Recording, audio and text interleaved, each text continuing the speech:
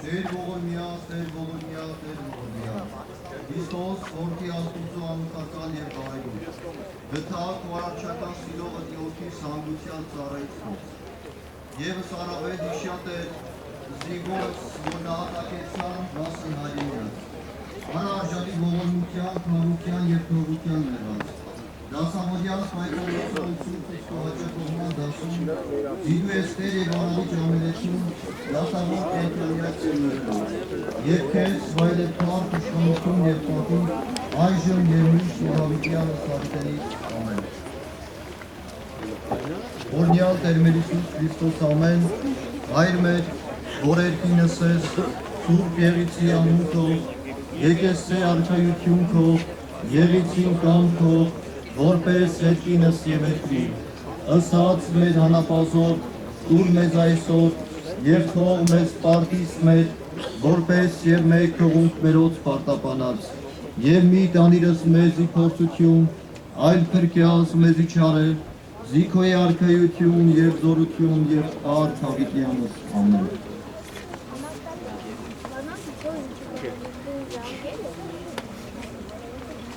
Ելույթի համար ձայնը տրվում է Հայաստանի Հանրապետության Պաշտպանության նախարարության, տեղեկատվության եւ հասարակականության հետ կապերի վարչության պետ պարոն Ավետիսյանը։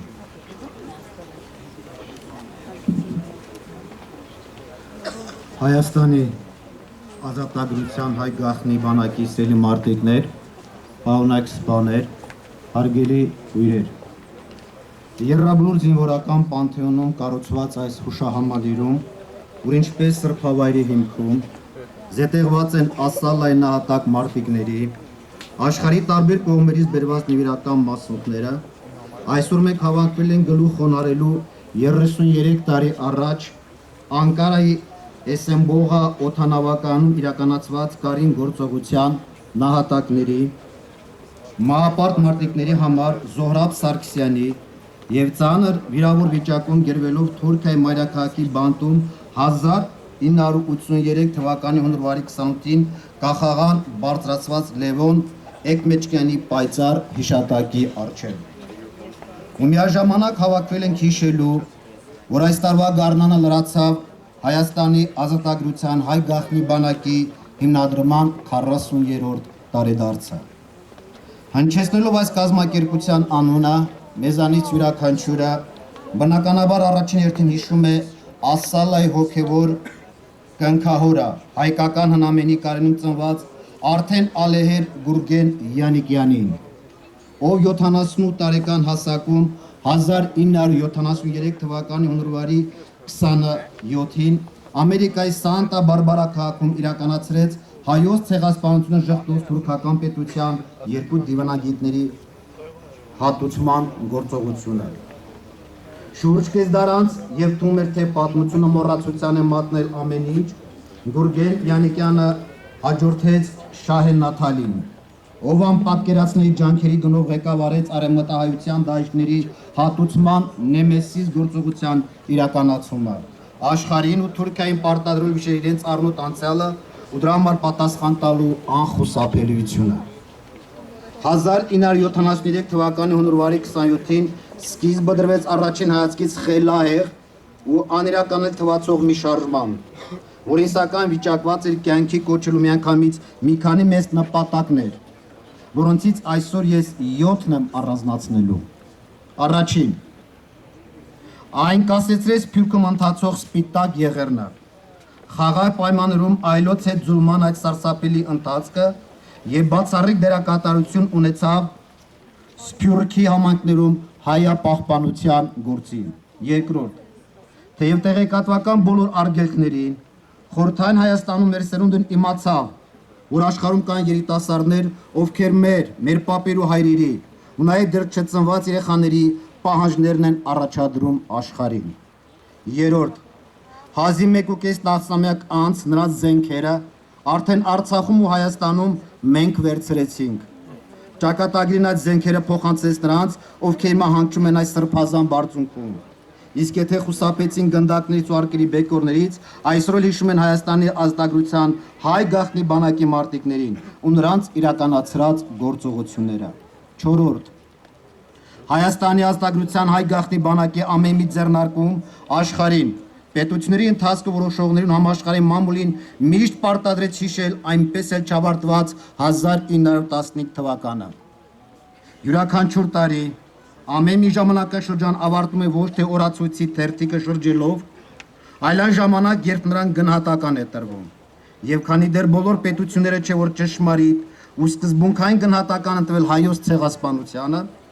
Գուրգեն Յանիկյանի, Սողոմոն Թեհլարյանի, Արամ Երականյանի, Միսակ Թորակյանի, ինչպես նաև Ասալայի նահատակ ու ապրող մարտիկների պայքարը շարունակվում է։ 5-րդ նրանք մարդիկ էին, ովքեր աշխարհը ցնցող կրակոցներն արձակելուց հետո ոչ թե թաքնվում էին ոստիկանությունից, այլ ինչպես ասում են դեպքի վայրում, սպասում են իրավապահների գալուն, որը անմիջապես նրանցից օրենք եւ իրավունք պահանջեն։ 6-րդ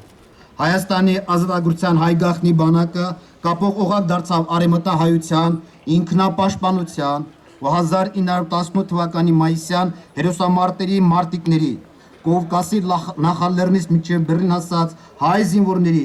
եւ Արցախյան ազատամարտը մղած կամավորականների ու զինվորների միջև եւ պատմության ու հիշողության ընթացքը չընդհատվեց։ 7-րդ Ասալան չպարփակվեց միայն մարդկության դեմ կատարված մեծագույն հանցագործություններից մեկը հայոց ցեղասպանությունը ժխտող թուրքական պետության դիվանագետի նկատմամբ իրականացրած հատուցման գործողություններով։ Նրա բերած ոգեղեն լիցքն այնքան մեծ էր, որ այդ ամենի զուգընթաց կազմակերպության մարտիկներին ու դեռ անգամ 18 տարին չլրացած պատյանների մենք տեսնում ենք Բեյրութի հայկական թղամասերի ինքնապաշտպանական մարտերում զոհվելիս։ Այդ դեպքերը մենք հետո տեսնելու ենք Արցախի ավերվող, բայց չնահանջող շեներում։ Այդ նրանք են մեզնից պահանջում թեև անիմանալի ջանքերով, բայց կանոնավոր բանակ ստեղծելը։ Այսինքն ասալան պայքարից ոչ միայն մեր գերեզմանի, իսկ չարժանացած բյուրավոր նահատակների շտակը վառ պահելու, այլև ապրողների կյանքը պաշտպանելու համար։ Ու դրանում է Հայաստանի ազատագրության հայ գաղտնի բանակի ողջ հմայքը։ Ես խոստացա 7 նպատակների անդրադառնալ, բայց ստիպված եմ նաև 8-րդ կետի մասն էլ ասել, թեև օրինաչափությունն ելուց բացի սա նաև անձնական ապրում է ու ինձ համար հիմա մի քիչ դժվար է խոսելը։ Հայաստանի ազատագրության գաղտնի բանակի մարտիկները մենք տեսանք Արցախյան ռազմաճակատներում։ Կոնկրետ ես նրանց հետ ծանոթացել եմ Մարտունու շրջանի պաշտպանությունը կազմակերպելիս։ Մեզ դեռ մի քիչ անհասկանալի արևմտահայերենով խոսող մարդիկ էին, բայց մարտական մեծ պատրաստություն ունեին։ Առավելապես քաղաքային կռիվների մարտավարությունը գիտեին, իսկ մենք էլ իսկապես զարմանում ու նրանց մեր սարերն ու ձորերն ենք մատուցում, մատնացույց անում։ Եվ այդ տարբերությունը դարձավ այն կամուրջը, որն ընդմիշտ կապեց մեզ։ Կարող եմ երկար խոսել, բայց Ավոյին, Մոնթե Մելքոնյանին կամ կարող Քեղճեչյանին հիշելիս, որոնց երբեք չենք են մոռացել, միակ անտեղի բանը խոսելը չէ։ Ինչ է վիճել։ Հարգելի ներկաներ, 1991 թվականի սեպտեմբերի 21-ին հռչակվեց Հայաստանի Հանրապետությունը, որը ոչ միայն Լեռնային Ղարաբաղի Հանրապետության տարածքային ամբողջականության ու արցախայության անվտանգության երաշխավորն է, այլև տեր է կանգնել այս բոլոր պահանջներին։ Աշխարհին պետականորեն ներկայացնելու գործին 1992 թվականի հունվարի 27-ին, երբ Հայաստանն ու Արցախը դժվարին ժամանակներին ապրում ու շատերի համար անհայտ էր վաղվա օրը, հայությունը հիշեց Գուրգեն Յանիկյանի արձակած դարձակետային կրակոցների 29-րդ տարեդարձը։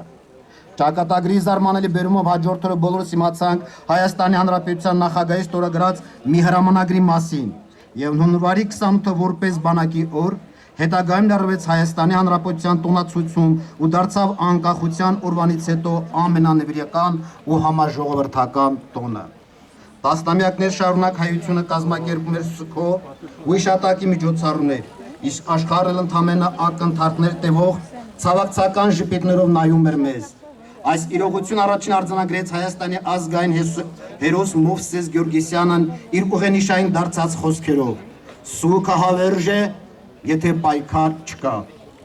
Բայց երբ իրականացվեցին հատուցման գործողությունները, որոնց էլ հաջորդեցին Արցախյան ազատամարտն հայկական բանակի կազմավորումը, իսկ պաշտոնական Բաքուն 1994 թվականի մայիսյան հաղթանական զինադադարի համաձայնագիրը ստորագրեց ոչ միայն Երևանից, այլև Ստեփանակերտի հետ, վրիժառուների, կամավորականների ու 10-ից 20 տարեկան զինվորների կյանքերի գնով հայությունը սկսեց կատարել ոչ թե սգո, այլ ոգեկոչման արարողություններ։ Դրանից հետո աշխարհը բանակցում ու հաշվի է նստում Հայաստանի հետ։ Երբ իրականացում են Օրլի, Վան, Կարիներզուրում ու մյուս գործողությունները ես ու իմ մատարեկիցները 6-րդ երրորդ դասարանների աշակերտներ էինք։ Ու մեր ծնողների թեև թաքուն, բայց միտումնավոր կերպով մի քիչ է լսելու խոսակցությունից իմանալով կատարվածի մասին, երազանքով եք մտածում այդ ասես առասպելական հերոսների մասին, ովքեր դարձյալ սարսափի են մատնել Թուրքիայի իշխանություններին, եւ շիրիմները հիմա տարածված են մեր շուրջ բոլորա։ Հետո այս պատերազմ անցա, ընդ որում սկզբից մինչև վերջ, անցա ու պարզ հասկանում եմ նրանց, ավելի ճիշտ մերոնց, շնորհակալություն փառք նահատակներին։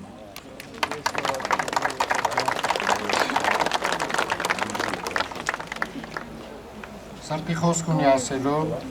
Վազգեն Սիսիլյանը։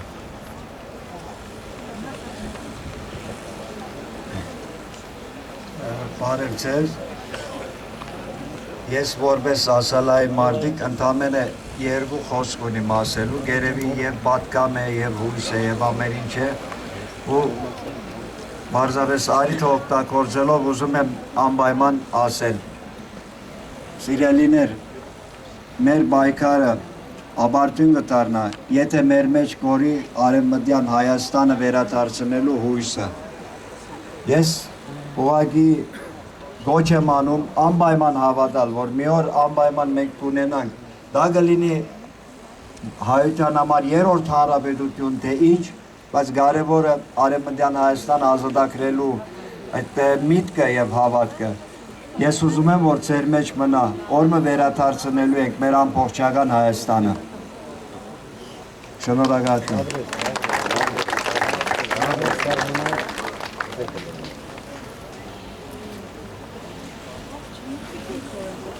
Ձայնը տրվում է ասալայ զինվոր Վարուժան Կարապետյանը։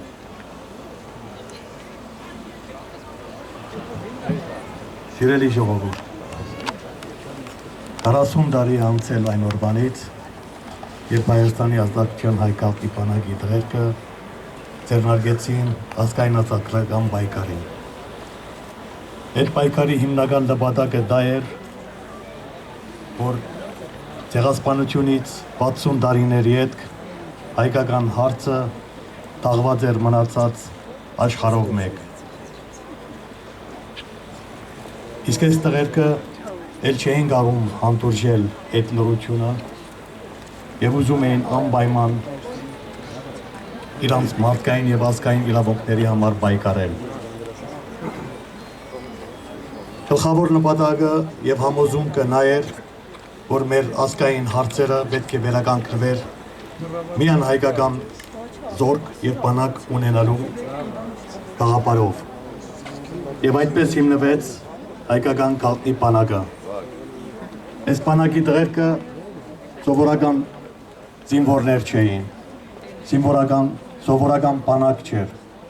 Նրանք չունեին ոչ յունիֆորմ, ոչ զրահաբատ մեքենաներ, իրանք ունեին միայն զրահաբատ ոգի։ Եվ այդ ոգիով մարտնչեցին, պայքարեցին, հանուն այն նպատակների, որ սրբազան էր մեր բոլորի համար։ Եվ դրա արդյունքը եղավ նա, որ այսօր վերջապես մենք ունենանք ազատանկախ հայրենիք եւ հայկական բանակ, որ գրում է պատվով հայկական յունիֆորմը, այդ յունիֆորմը, որ եղած էր դարերի ի վեր հայ ժողովրդի երազանքը։ Բարք ու պատիվ այդ նահատակներին, որոնք այսօր ննչած են այստեղ, բարք ու պատիվ այդ մեր հաղթանակած բանակին, որ գրում են պատվով իրանց զինանշանը եւ իրանց յունիֆորմը։ Բարդությունների տարը վերջացավ մեր պատմության մեջ ու սկսեց հաղթանակի նոր էջերը ու նոր պատմությունը։ Մենք վերջնականապես գնալու ենք մեր վերջնական հաղթանակին։ Բարդություն չկա այն ժողովրդին, որ գիտի կամավոր գնալ մահվան, գիտել հաղթել, գիտել մեռնել հաղթելու համար։ Շնորհակալություն։ Ձայնը տրվում է ասալայի մարտիկ Գևորգ Եղջյանին։